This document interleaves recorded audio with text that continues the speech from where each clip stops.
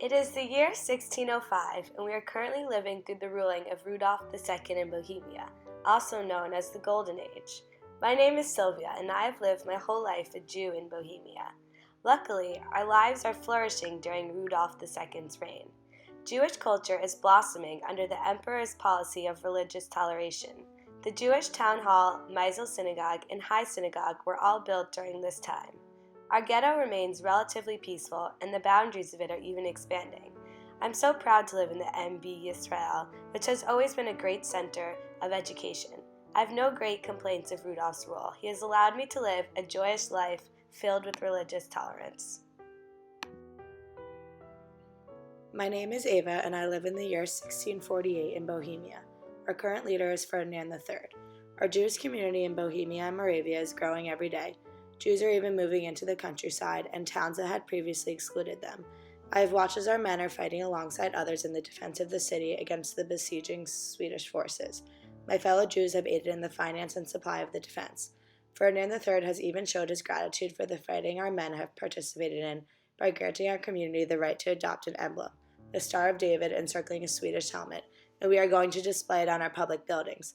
I hear we are also going to be allowed temporary tax relief and belated payments for a variety of war supplies. Ferdinand III has always allowed us the right to trade in all markets of his kingdom. I'm not sure how long his tolerance towards my people will last, though, and fear eventually he is going to expel us from certain localities. Life right now in 1745 under the rule of Maria Theresa has been very difficult for us Jews. The flourishing we had done during the Golden Age has come to a sad end.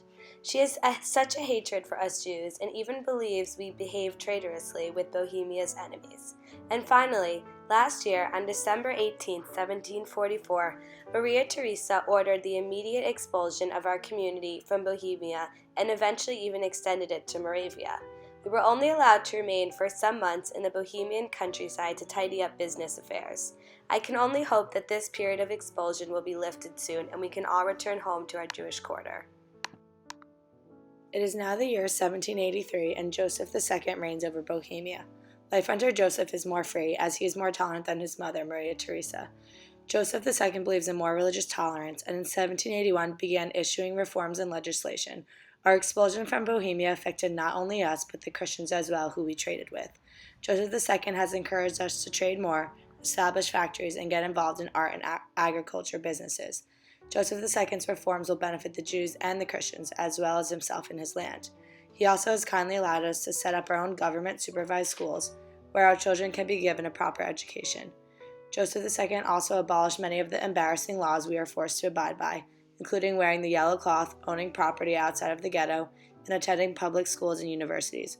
Although we still suffer from the annual tax burden, we are now able to live our lives in a more normal manner. Following the rule of Joseph II, there were few rulers who left a significant impact on the lives of Prague's Jews.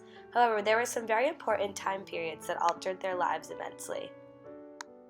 During the assimilation movement, us Jews had no access to German society.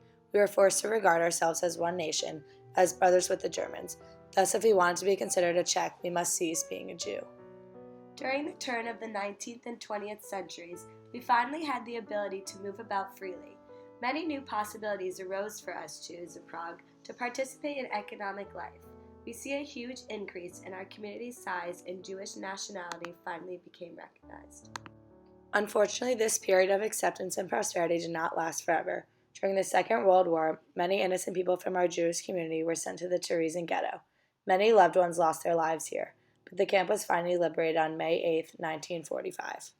After the end of communism and the Velvet Revolution in Prague, quality of life for Jews became better and better. More people were able to return to their roots, and the number of members in our Jewish community has only increased.